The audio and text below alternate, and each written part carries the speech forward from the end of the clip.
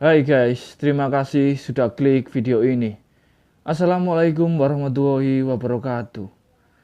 Aku akan menceritakan kasus kejahatan yang berasal dari kota Bitung, Sulawesi Utara.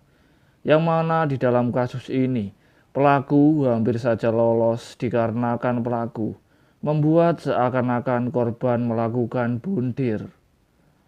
Namun terungkap dikarenakan arwah korban gentayangan dan memberikan petunjuk hingga kebenaran itu pun terungkap. Bagaimana kronologi pada kasus ini? Mari kita bahas. Di awal kisah, ada seorang wanita bernama Verolin Sister Jorembe, berusia 36 tahun. Dia berasal dari Kelurahan Lirang, Kecamatan Lembe Utara, Kota Belitung, Sulawesi Utara. Verolin memiliki suami yang bernama Merlon Sias Mastiani, berusia 37 tahun. Pernikahan mereka sudah dikaruniai 2 orang anak, namun kedua anaknya hidup terpisah. Anak pertamanya tinggal di Tobelo bersama dengan orang tua Verolin, sementara yang satu diasuh oleh mereka sendiri. Keluarga mereka pun tinggal di rumah kontrakan di perumahan Walekezia, Kota Bitung. Menurut kesaksian para tetangga, keluarga mereka jarang ada keributan karena mereka pun tidak pernah mendengar adanya suara keributan dari keluarga itu dan bisa dikatakan cukup harmonis. Para tetangga pun menilai jika sang suami merupakan sosok yang baik.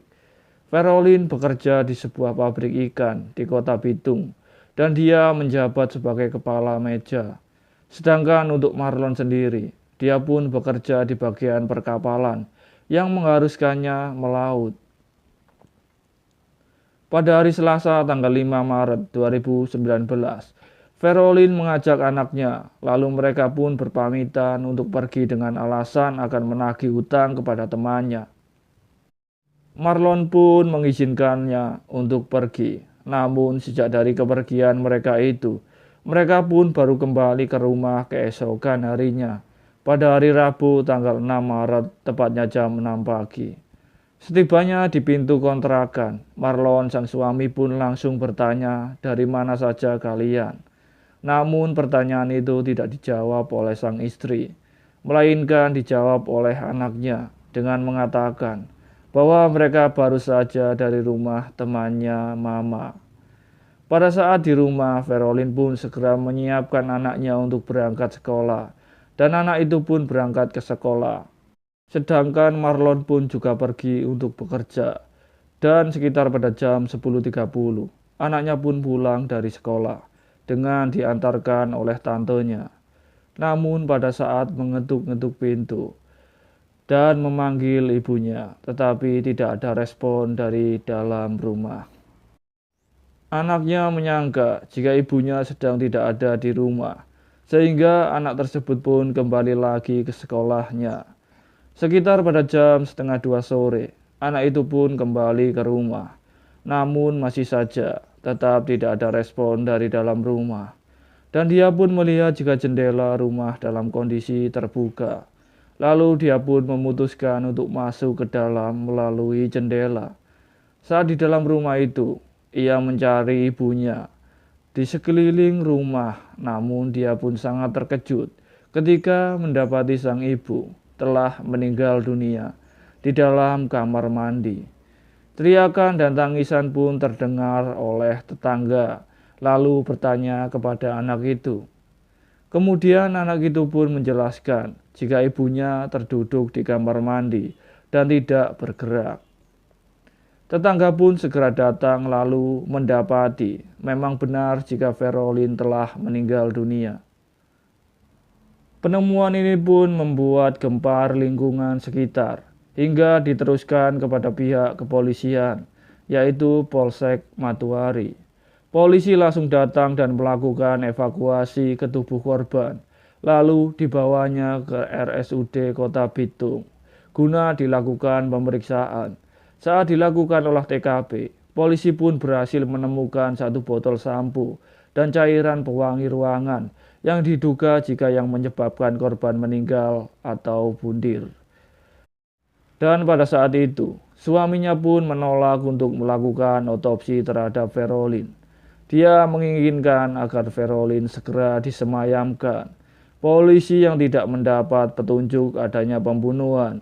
Akhirnya tubuh Ferolin pun dikembalikan kepada pihak keluarga. Kenyataan ini pun banyak membuat pihak yang mengenal korban sangat terpukul. Mendapati korban telah meninggal dunia dalam kondisi menyedihkan.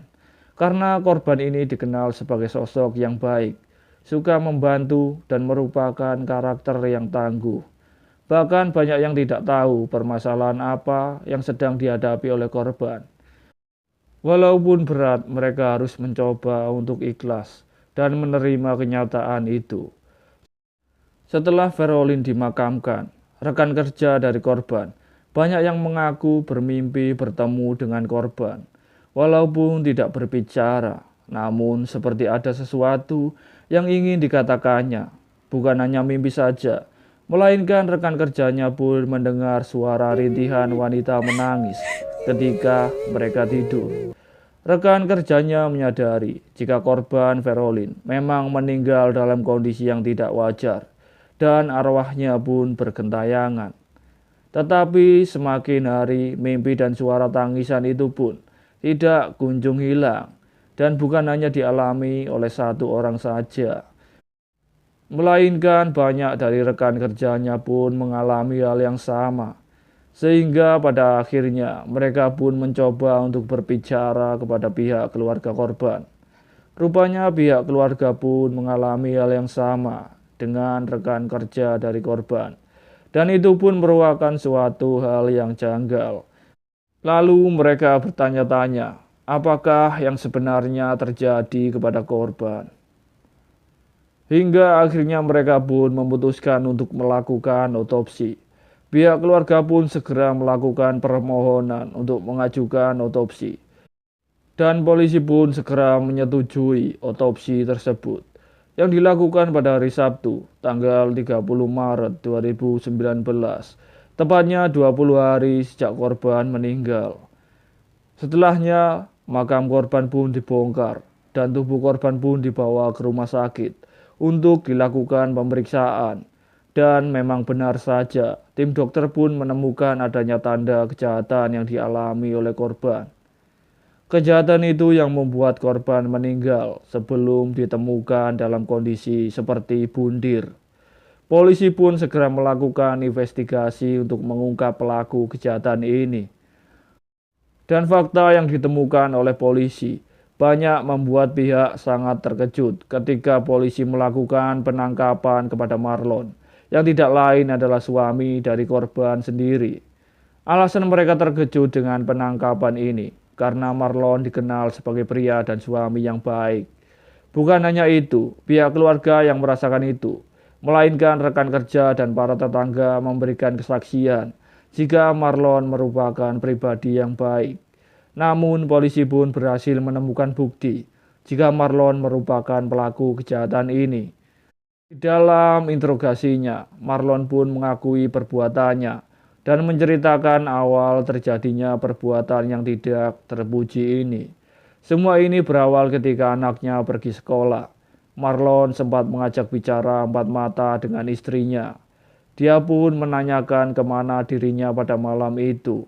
Namun pertanyaan itu berujung dengan keributan, hingga korban mengeluarkan omongan yang membuat Marlon sangat marah. Korban mengatakan jika sudah tidak memiliki rasa kepada Marlon dan memintanya untuk cerai.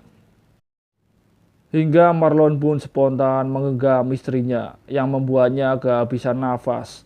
Lalu dia pun membawa tubuh istrinya ke kamar mandi dan mendudukannya di sana. Dan dia pun sengaja memasukkan sampo dan cairan pewangi agar seolah-olah korban meninggal dunia dalam kondisi bundir. Rupanya rumah tangga mereka ini sudah menyimpan permasalahan sejak lama. Dan istrinya pun sudah memiliki keinginan untuk berpisah dari suaminya sejak lama. Marlon sang pelaku pun harus mempertanggungjawabkan perbuatannya dan terjerat pasal 338 KUHP tentang pembunuhan dan ancaman hukumannya adalah 20 tahun penjara. Guys, pelajaran yang bisa kita ambil dari kasus ini adalah pentingnya menjaga komitmen dalam berumah tangga. Apapun yang terjadi, kita harus tetap bersama. Seperti kata-kata pepatah, janganlah kalian melompat dari kapal, meskipun ombaknya besar. Karena jika kalian melompat, bukan hilang masalah, tetapi masalah malah yang lebih besar akan datang. Sekian videoku hari ini. Terima kasih sudah menonton.